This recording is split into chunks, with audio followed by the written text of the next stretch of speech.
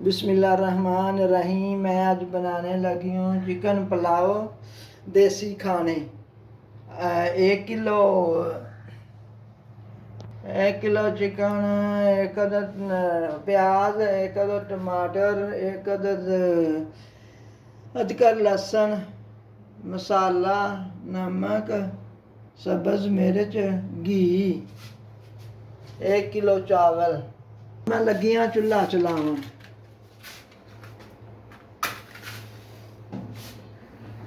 ਹੁਣ ਮੈਂ ਲੱਗੀਆਂ ਉੱਤੇ ਪਤੀਲਾ ਚੜਾਉਣ।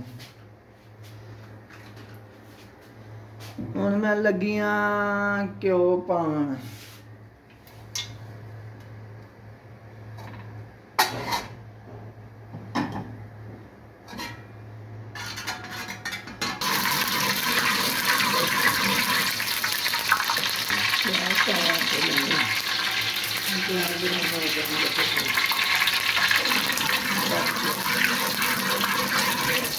घ्यो गर्म हो गया है तो हम मैं लगियाँ प्याज पावन।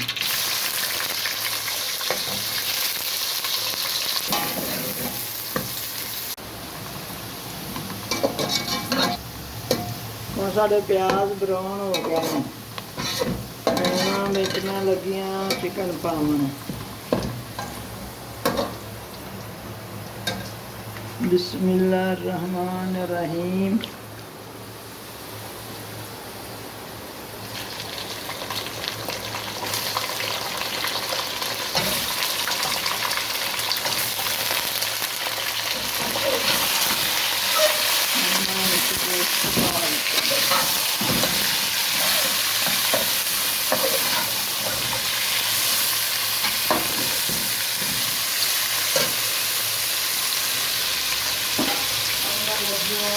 नमक पावन।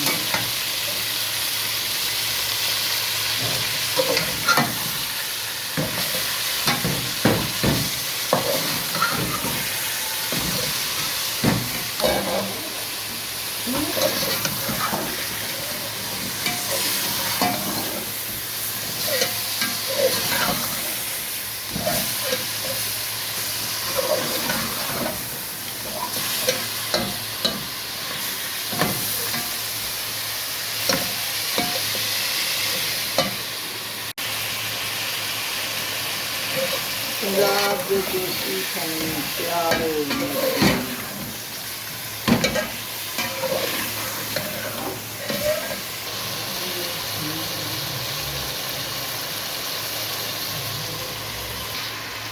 सादा चिकन ब्राउन हो गया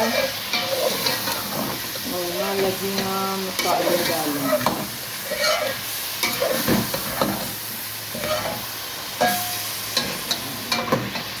सादा चिकन ब्राउन हो गया है।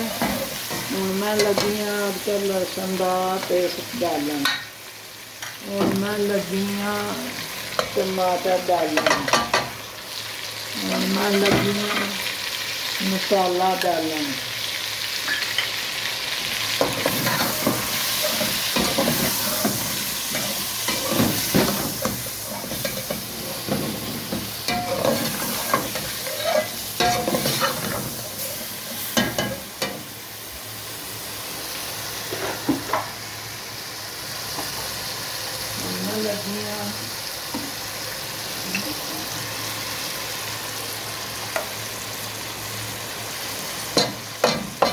लगियाँ मिर्चा पावन।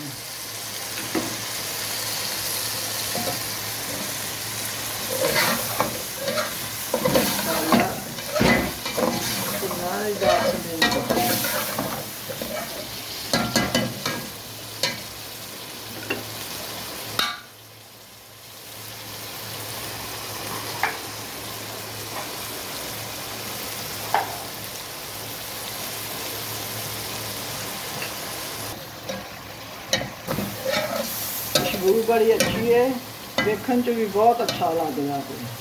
जिन्ना ही वेखन च अच्छा है उन्ना ही खान च अच्छा है। पंजाब के देसी खाने बड़े मशहूर होते हैं।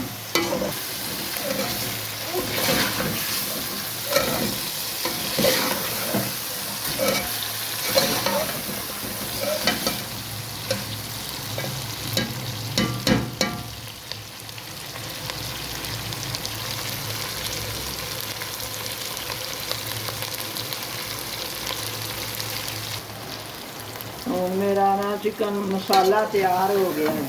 हुण मैं लगी हाँ पानी पावन। बिस्मिल्लाहिर्रहमानिर्रहीम।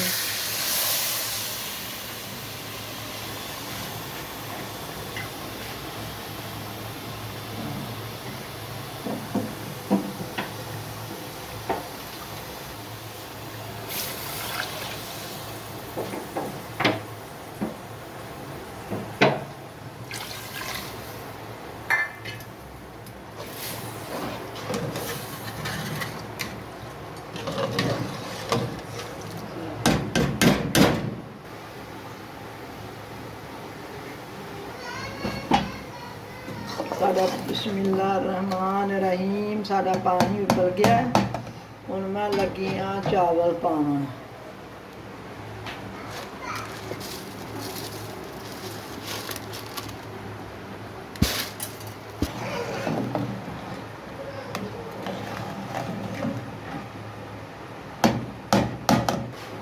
अद्धा घंटा उन्ना चावल पकन विच रह गया। आधे घंटे बाद चावल तैयार हो जाते देसी खाने। फिर मैं लगी हाँ दम देन। दम ते आ गए चावल। देसी खाने बड़े मशहूर। 15 मिनटां नूं दम हुण मैं दम देन लगी हाँ ते 15 मिनटां नाल चावल तैयार हो जाते। दम पटना है उन्हें देर बाद मैं सैलड कट लेनी हाँ। साढ़े चावल हो गए तैयार तो हुण मैं दम पुट्टन लगी हाँ।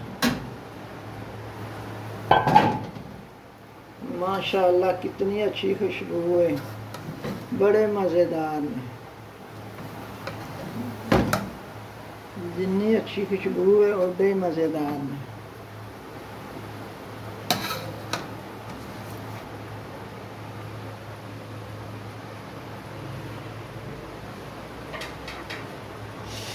मेरे चावल हो गए तैयार तो हुण मैं फाइनल डिश करन लगी हाँ।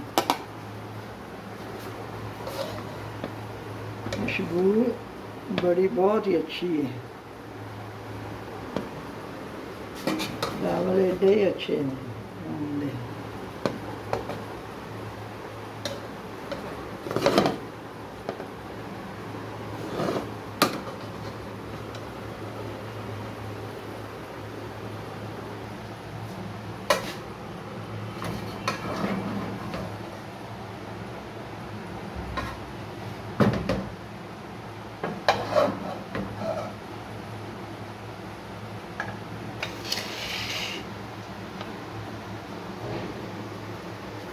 साड़ी फाइनल डिश तैयार हो गई है। हुण मैं रायता बनाने लगी हाँ।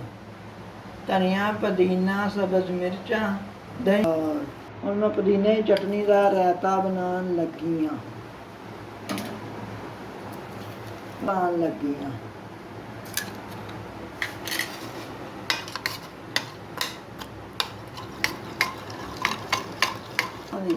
पुदीने की चटनी बनाने का तरीका तुहानूं बाद ते दसांगे।